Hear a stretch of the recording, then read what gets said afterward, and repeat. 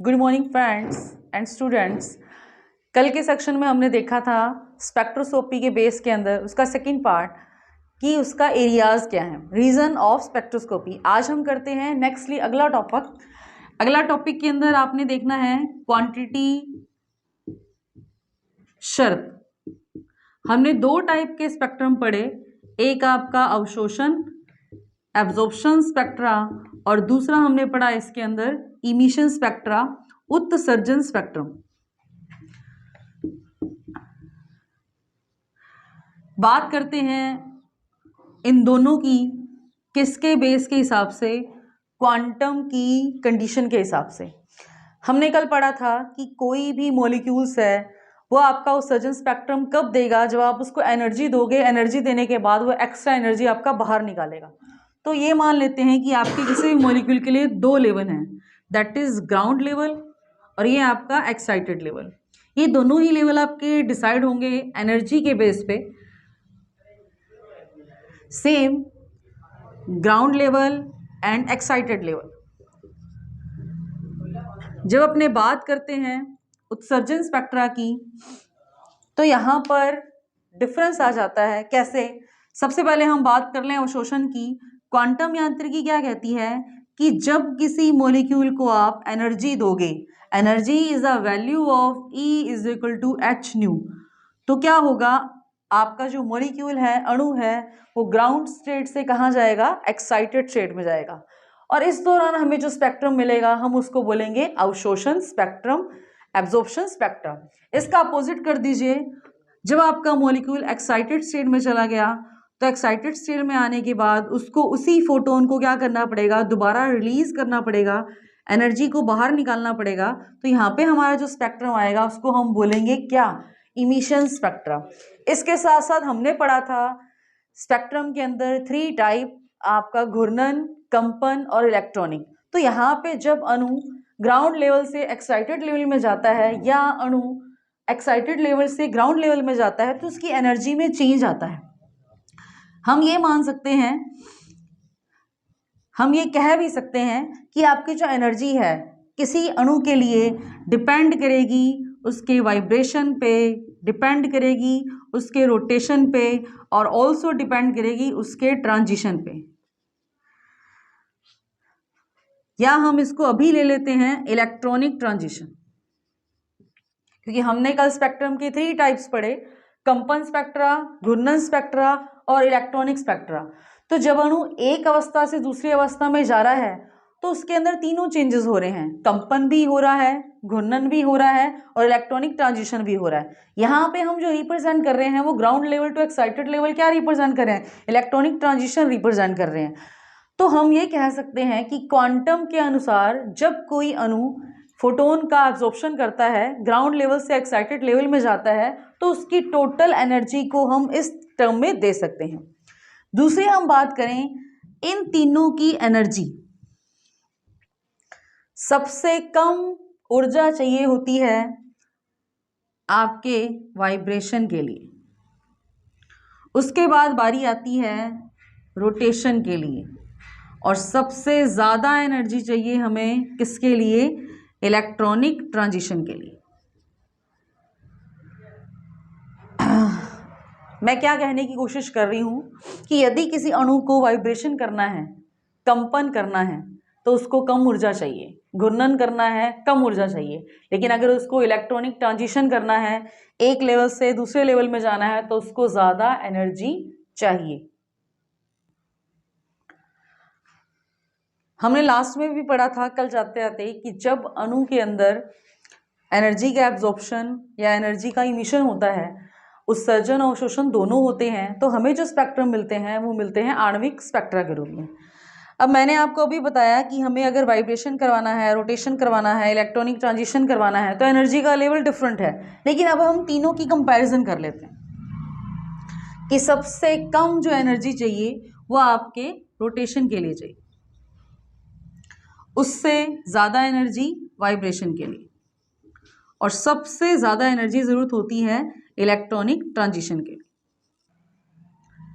सबसे ज़्यादा ऊर्जा हमें चाहिए इलेक्ट्रॉनिक ट्रांजिशन के लिए उससे कम हमें चाहिए वाइब्रेशन के लिए और उससे कम ज़रूरत होती है रोटेशन के लिए। ये इनका सीक्वेंस है जो अभी हमने एनर्जी टोटल किया।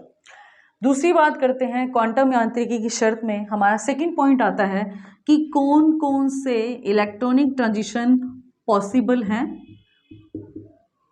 परमिएबल हैं, और कौन कौन से नॉट पॉसिबल हैं, यानी कि फॉरबिडन। यहां पर आपकी क्वांटम यांत्रिकी कहती है सिमेट्री, सममिति। अब ये सममिति क्या है, आइए इस पे बात करते हैं। हम यहाँ पर सिर्फ स्पेक्ट्रोस्कोपी को बीएससी के लेवल से नहीं देख रहे, हम यहाँ पर बीएससी के माध्यम से नेट प्रिपेयर भी कर रहे हैं, क्योंकि spectroscopy is a main topic of net.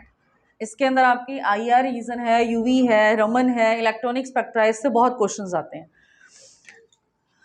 तो साथ साथ बीएससी तो होगी, नेट प्रिपरेशन भी हमारा हो जाएगा। हमने 4 प्रकार के ऑर्बिटल पढ़े हैं। मेनली कंसंट्रेशन रहता है S पे, P पे और D पे।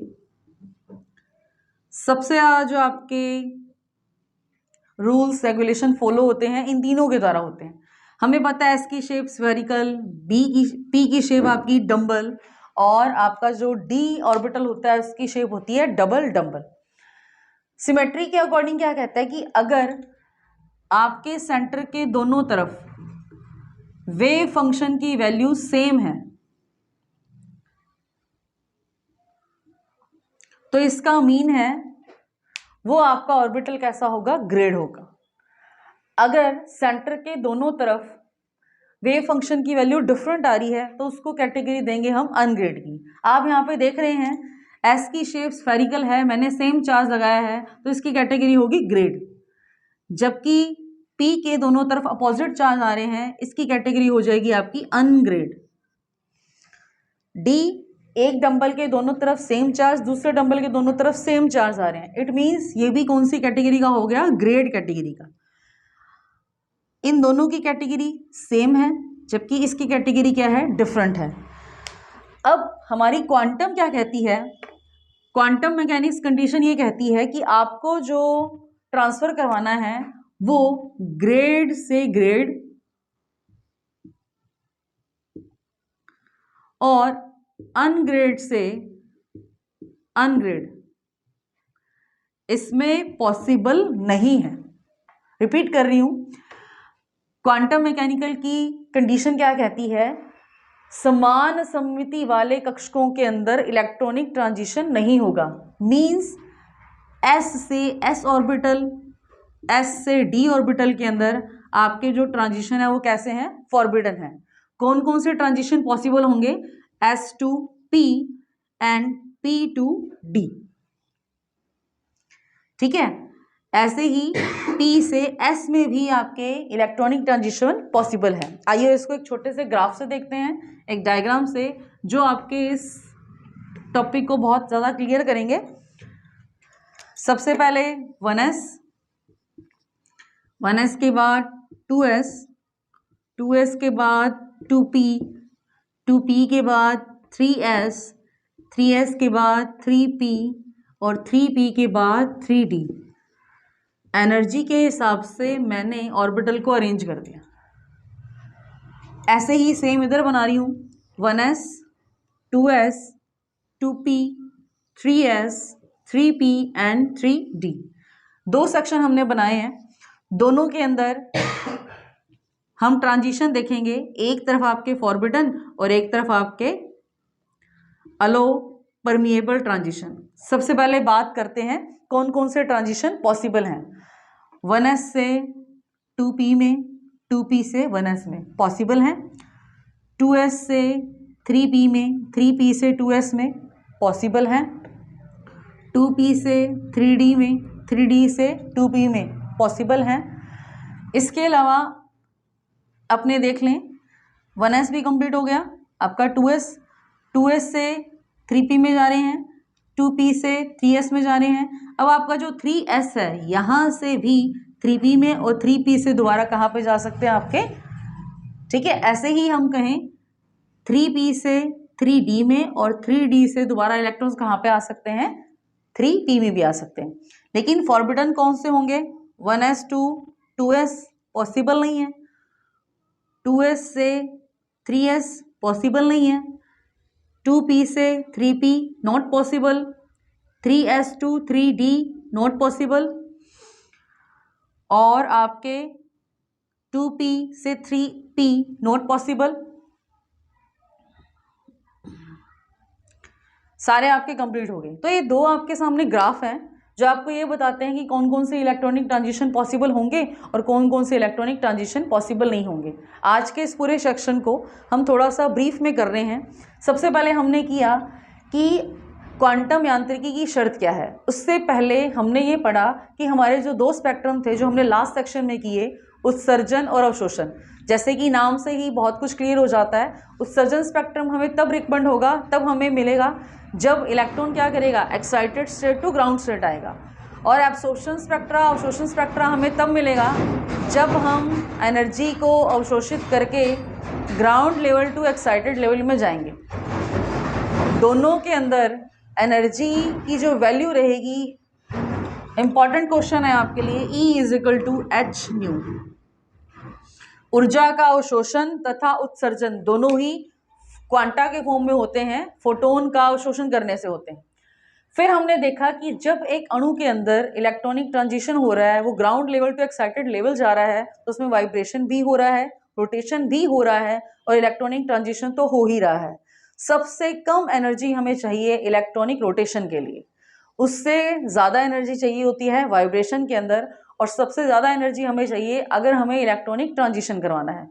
कौन कौन से इलेक्ट्रॉनिक ट्रांजिशन पॉसिबल हैं और कौन कौन से फॉरबिडन होंगे, ये डिपेंड करता है ऑर्बिटल की सिमेट्री पर।